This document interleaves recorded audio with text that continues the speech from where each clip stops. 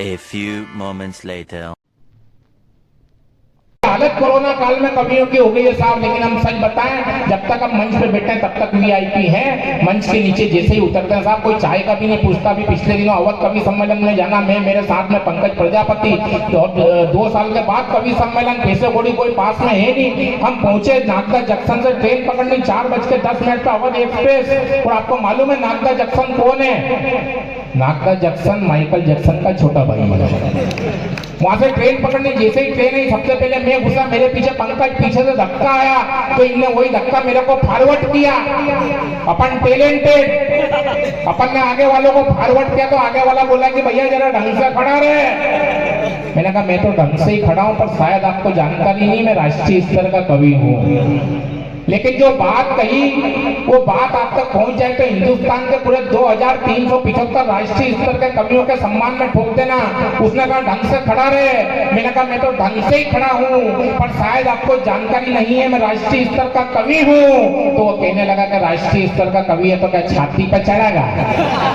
ये पीड़ा हमको भोगना पड़ती है साहब, लेकिन ये कवि यहाँ उपस्थित हुए, आपके प्रेम के कारण उपस्थित हुए हैं। पैसा मायने नहीं रखता। अभी 6 महीने पहले मेरे को चिकनगुनिया हो गया, मेरे पिताजी ने 25,000 रुपए लगाए, क्योंकि मेरे पास पैसे कोड़ी कुछ थे नहीं। मैं बिस्तर पे पड़ा, ग्लूकोज की बोतल चढ़ रही, कविगण मेरे को देखने के लिए आए। मेरे पिताजी बैठे कुर्सी पे, खोपड़ी पे हाथ धर के, क्योंकि 25,000 रुपए उनके ठुक गए।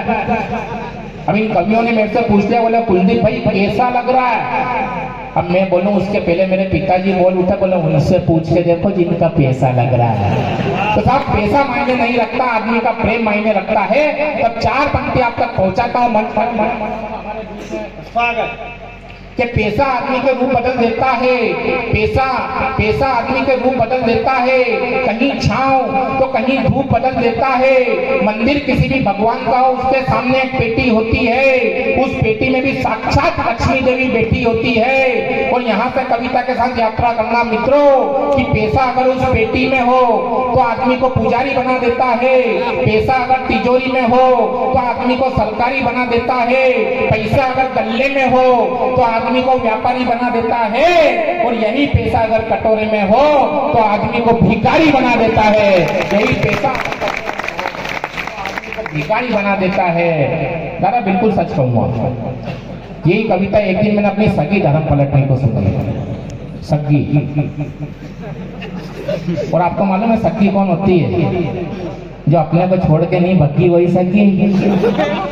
अब यह कविता मैंने उसको एक बार सुनाई, पर उसके समझ में नहीं आई। मैंने दोबारा सुनाई, उसके फिर भी समझ में नहीं आई। मैंने तीसरी बार सुनाई, उसके इतने समझ में आई कि वो उठ के सीधे मल के ही निकल ले।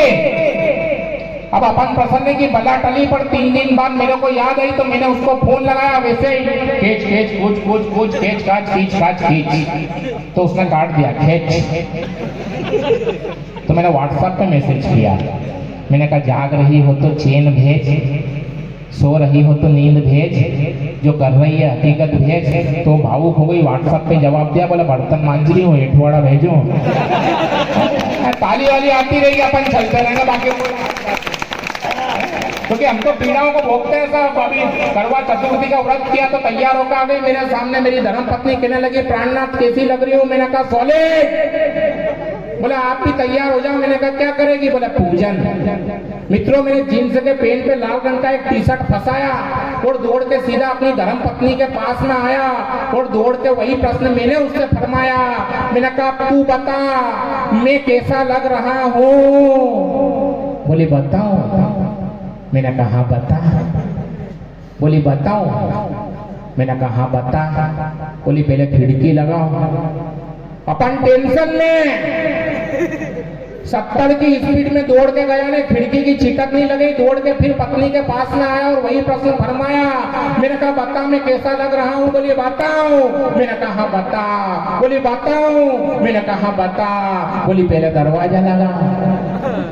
अपन ज्यादा टेंशन में बिना करे पेट में गुदगुदी होने लगी। दौड़ के गया, दरवाजे की सांकल लगाई, फिर पत्नी के पास में आके वही प्रश्न पूछा। मैंने कहा बता।